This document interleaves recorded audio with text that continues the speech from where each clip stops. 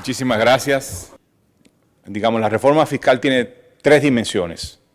Hay una que es la dimensión de ingresos, hay otra que es la dimensión de gastos y hay otra que es la dimensión macroeconómica. Y la voy a ver las tres rápidamente. Como ustedes comprenderán, no puedo empezar a discutir detalles de esto, porque eso es lo que precisamente sucederá en los meses, semanas o meses por venir. Pero quiero plantearle los principios sobre los cuales cualquier transformación de la fiscalidad debe descansar. Y por el lado de los ingresos, un principio es claramente la suficiencia. Tenemos que tener ingresos suficientes como para dotar al Estado de la capacidad de empezar a proveer muchos de estos bienes y recuperar, por ejemplo, la inversión pública que anda por el equivalente de menos del 3% del Producto Interno Bruto. Eso es una inversión pública insuficiente. Necesitamos elevarlo por encima del 3%, 3.5%. Ojalá alcanzáramos el 5%, por eso está muy pegado del cielo. Digamos que alcanzar un 3.5% sería muy, muy positivo.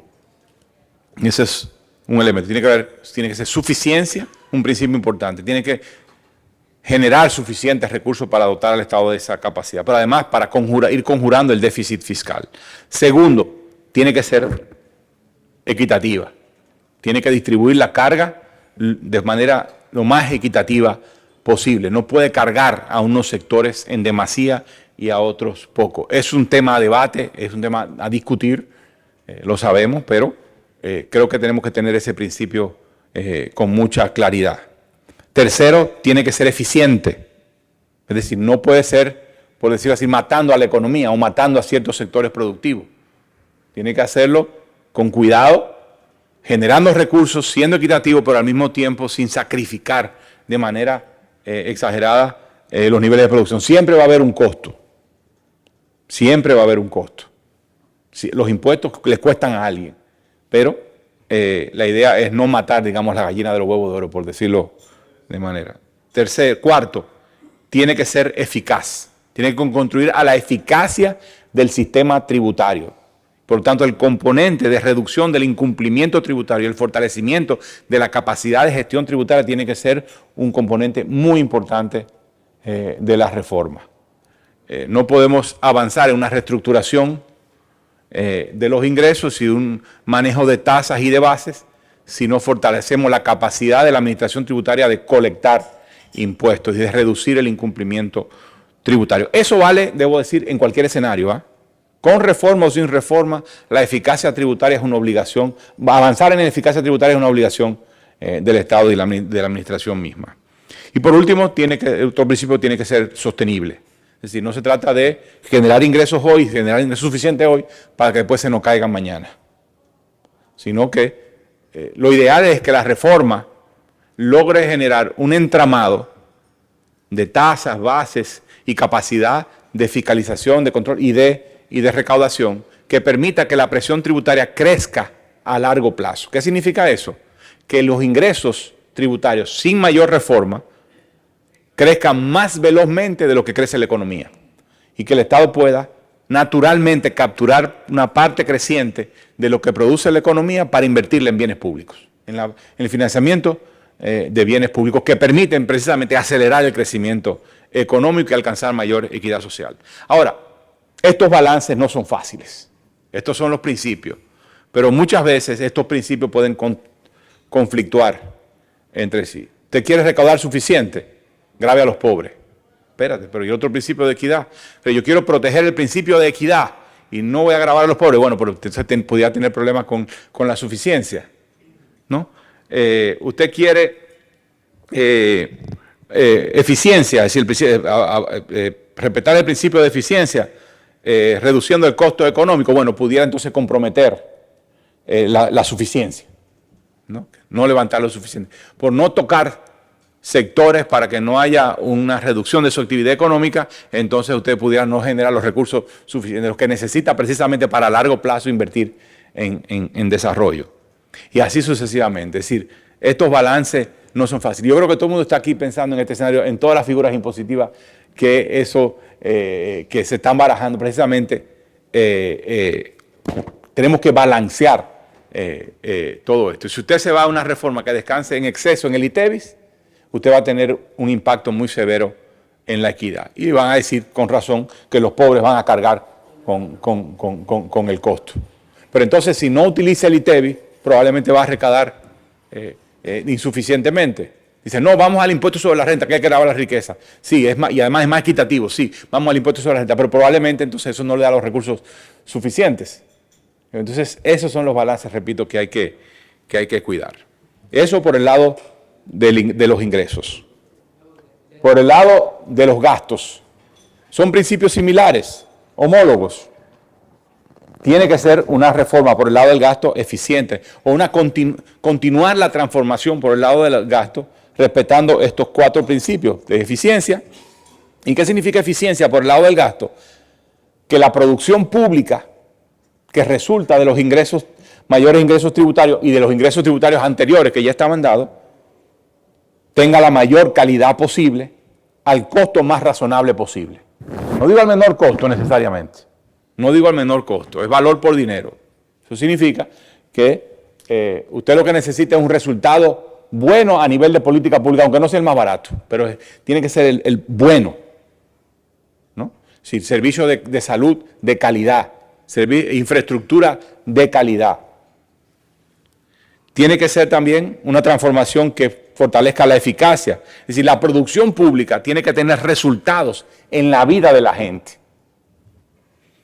Resultados concretos en la vida de la gente. Al final, ese es el medidor. El medidor es la calidad de vida de la gente. Y al final, las libertades y las opciones que puede tener la gente para, como decía Amartya Sen, llevar la vida que valoran. Equidad. La producción pública tiene que beneficiar especialmente a la población con más bajos niveles de vida y con menores oportunidades, o por lo menos una parte del esfuerzo de la producción pública, no toda. De hecho, hay producción pública que tiene que ser universal, de acceso universal para todo el mundo sin ninguna restricción. Y hay cosas, digamos, bienes públicos puros, relativamente puros, que es como una carretera donde tú no discriminas. Ahora, algunos bienes, producción pública para las personas, probablemente focalizar más en los más pobres sea lo más adecuado. Y luego tiene que ser también sostenible. O sea, la transformación del gasto tiene que ser sostenible. Significa prudencia.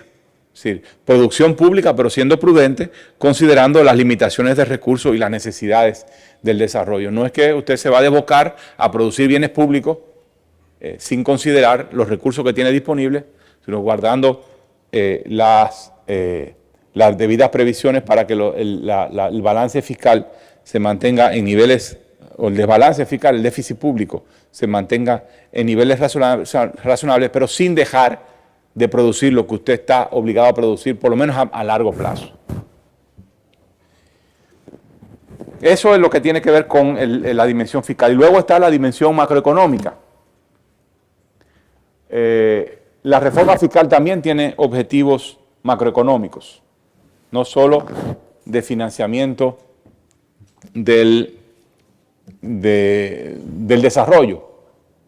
La estabilidad macroeconómica también es parte de la ecuación del desarrollo. Tiene que procurar como objetivo general, 2 objetivos generales: moderar el déficit fiscal.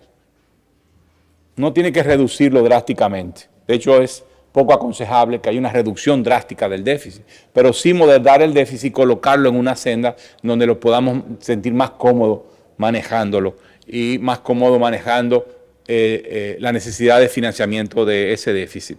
Y moderar el déficit lo que termina traduciéndose es una reducción de la demanda de financiamiento y al final en una reducción del ritmo de crecimiento de stock de la deuda que te lleva, por una parte, a una mejora en la calificación crediticia que también te permite reducir el pago de intereses, porque el nuevo financiamiento te reduce este pago de intereses y por lo tanto finalmente mayor disponibilidad de recursos para gasto en inversiones para el desarrollo. Como dije, yo quisiera ver una parte, ese de 22% de los ingresos tributarios que se destinan a pagar intereses invertidos en desarrollo, en infraestructura o en servicios de salud universales. Hay que recordar que la República Dominicana está empeñada en lograr grado de inversión y por lo tanto el objetivo macroeconómico de la política fiscal es un importante componente, o la reforma fiscal es un importante componente de ese objetivo de conseguir grado de inversión. ¿Y qué es conseguir grado de inversión? ¿Qué significa eso? Significa que quienes estén comprando bonos de la República Dominicana en los mercados internacionales cuando el país emite bonos y para financiar su déficit, lo hagan no como una operación especulativa, en la cual dicen, bueno, invierte en la República Dominicana o en cualquier país en desarrollo porque sus tasas de interés, sus retornos son más elevados. Es un riesgo, porque el país es riesgoso, porque todos los países en desarrollo son riesgosos. Entonces, pero yo lo hago porque tengo otras inversiones seguras, pero esta es especulativa y la invierto asumiendo algún tipo de riesgo. Entonces, el grado de inversión es cuando el inversionista ve en comprar bonos de la República Dominicana o no solo bonos, también sencillamente prestar como una inversión segura y no está especulando, no está asumiendo riesgo y por lo tanto está dispuesto a recibir un pago de intereses mucho menor que en el caso en que esté, digamos, especulando. Y en este momento, todo el que no tenga grado de inversión en América Latina, por ejemplo, toda la deuda que coloca la financian especuladores. Cuando digo especuladores no quiero decir en el sentido peyorativo que se ha usado tradicionalmente en la República Dominicana, sino aquellos que dicen, bueno, me voy a arriesgar, o el capital que se arriesga, ¿no? Pero se arriesga porque le están ofreciendo 6%, 7% de tasa de interés. No, en este caso estamos hablando de tasas de interés mucho menor, de 3%, 2%. Y segundo, tenemos que fortalecer la capitalización del Banco Central. Ese es otro objetivo macroeconómico. Y sí, es doloroso, es pesado. Mira cómo hace Luis Miura. Ahí hace así, cabecea. Claro, es terrible, señor. Porque eso es agarrar dinero de nosotros para trancarlo en la bóveda del Banco Central. Y para que el Banco Central no tenga que salir a la calle a buscar ese dinero y mantener a raya la masa monetaria, digamos, la liquidez en la economía. Todos nos quejamos de altas tasas de interés. Y hay un conjunto de factores que explican las altas tasas de interés. Pero hay uno de ellos que forma parte de esa ecuación. Y es una política monetaria que necesita mantener bajo control los agregados monetarios. Y eso lo hace el Banco Central colocando títulos y ofertando unas tasas de interés muy atractivas para que la gente se sienta incentivada a comprar esos títulos. ¿Y qué hace el resto y qué hace el sistema bancario? ¿Y qué hace Hacienda? Que tiene que caer atrás al Banco Central. Ese es el costo de la estabilidad monetaria. Resulta en costo fiscal más elevado porque Hacienda tiene que ofrecer esa misma tasa de interés y costo financiero para todos nosotros que nos endeudamos en el sistema financiero dominicano y todas las empresas. Necesitamos quitarle esa presión al sistema financiero y al mercado de dinero en la República Dominicana. Y capitalizando al Banco Central, contribuimos en esa dirección. Hubo una ley de capitalización que no se cumplió. Y no se cumplió porque el gobierno tenía que sacarse dinero del bolsillo y en vez de financiar carreteras, puentes y demás, tuvo que financiar, y tenía que meterlo en el Banco Central. Bueno, el gobierno decidió en su momento o ha venido decidiendo no hacerlo porque hay mucho sacrificio. Bueno, necesitamos cambiar un poco esa historia. No hay opción. Eso es un elefante que tenemos en el salón, en la boutique, en la cristalería, que tenemos que sacar de la cristalería, de ahí, para reducir los riesgos. Y por último, otras reformas. Solo voy a referirme muy brevemente a estas. La reforma del sector eléctrico. Y cuando me hablo de la reforma del sector eléctrico, realmente lo que es la reforma de la distribución de energía eléctrica. Porque por el lado de la generación, realmente creo que podemos estar satisfechos y contentos con cómo vamos. Acelerando las inversiones en energía, tenemos al ritmo que vamos, estamos realmente, nos vamos a colocar en una situación en la cual vamos a tener capacidad fría alta, es decir, una capacidad ociosa que todos los sistemas eléctricos ya no lo tienen, y estamos caminando en esa dirección, y una proporción de energía renovable en esa capacidad de generación bastante elevada. Nuestro talón de Aquiles en el pasado, y lo sigue siendo ahora, es la distribución, y necesitamos transformar la distribución de energía. Hay dos objetivos generales de esta reforma, de esta transformación. Primero, tenemos que usar más eficientemente la energía, es decir, que los precios en el mercado reflejen los costos de la energía, atendiendo a las situaciones sociales que haya que atender, sin duda, y no puede ser tampoco de golpe y porrazo. Y segundo, tenemos que reducir las pérdidas. Y el impacto en las finanzas públicas es brutal, ya lo discutimos. Y segundo, eso se hace persiguiendo dos objetivos específicos. Primero, una gestión mucho más eficiente de las empresas distribuidoras, bajo el esquema que sea. Tenemos que ser creativos y atrevernos, porque si seguimos haciendo lo mismo no vamos para ninguna parte. Ya estamos bastante claros en eso. Y segundo, el segundo objetivo de cualquier transformación es que hay que garantizar inversiones, porque esa es la trampa en que estamos con el tema del sector de la distribución en energía. Para usted cobrar más necesita invertir más, pero no invierte más porque no tiene. Entonces, la única forma de romper eso es invirtiendo. No hay forma de usted cobrar si usted no pone una línea de distribución adecuada, si no pone infraestructura adecuada, si no pone los transformadores adecuados y si no pone y no invierte en medidores adecuados. Y además una gestión social que hay que hacer para poder cobrar adecuadamente. O sea, hay que hacer inversiones significativas y romper el círculo de no invierto, no cobro, no tengo dinero para invertir y por tanto no invierto y me quedo atrapado en esto. Y bueno, y como tengo los recursos del Estado que lo garantiza a través del subsidio, entonces nos quedamos entrampados en esta situación. Y invirtiendo un 1% del PIB, la mitad de lo que invertimos en salud, para mantener el sistema eléctrico. Y la segunda reforma es el tema de la seguridad social. O sea, cualquier reforma del sector eléctrico tiene que atender a eso, está ahí primordialmente. Yo sé que es muy conocido para todos esto, pero quiero reiterarlo. Y yo no tengo las soluciones y no creo que no tengamos las soluciones inmediatas. Obviamente se han discutido muchas opciones y yo creo que hay que atreverse. En este momento estamos en un punto en donde hay que sencillamente atreverse, aunque fracasemos. Pero ciertamente la inacción no nos va a llevar a ningún lado. Y segundo, la reforma de la seguridad social, con tres objetivos generales. El primero, tenemos que lograr una mayor cobertura vertical. ¿Qué significa la cobertura vertical? Amplitud de servicios e insumos. En materia de salud me refiero en este caso. Es decir, hemos logrado cobertura cuasi universal horizontal. Es decir, hemos logrado aumentar la cobertura de la seguridad social al 95% o 96% de la población. Pero el problema es que la cobertura es insuficiente, es muy poco profunda. Tenemos que cambiar eso y profundizar esa cobertura, que cubra mucho más procedimientos, que cubra mucho más medicamentos, que permita reducir, lo que dice ahí lo siguiente, reducir el gasto de bolsillo de los hogares. La mitad del gasto nacional en salud es gasto privado y de bolsillo.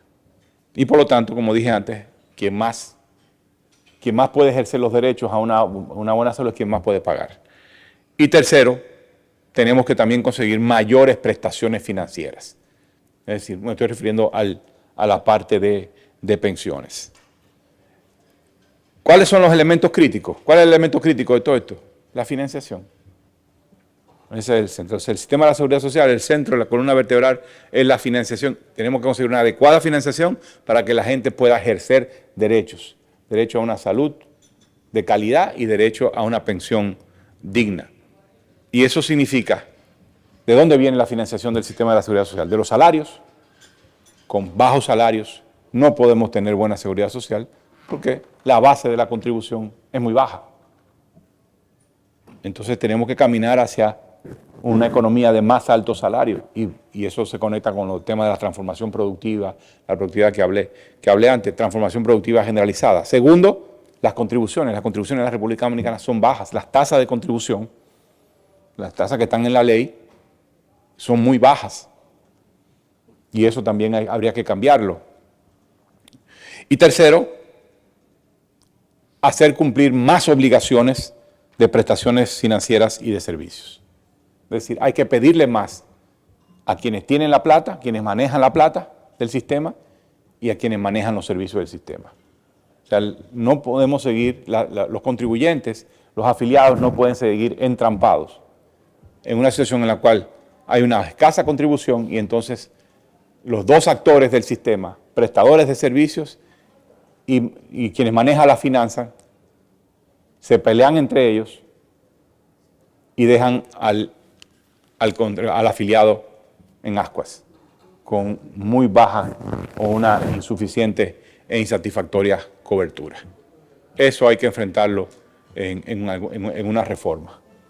Y por último, en la siguiente filmina, quiero dejarle esta idea muy general, que estamos obligados a enfrentar con optimismo, pero con determinación, los desafíos de las reformas estructurales pendientes para lograr, primero, un Estado más capaz, segundo, una economía más productiva y tercero, una sociedad más inclusiva. Muchísimas gracias.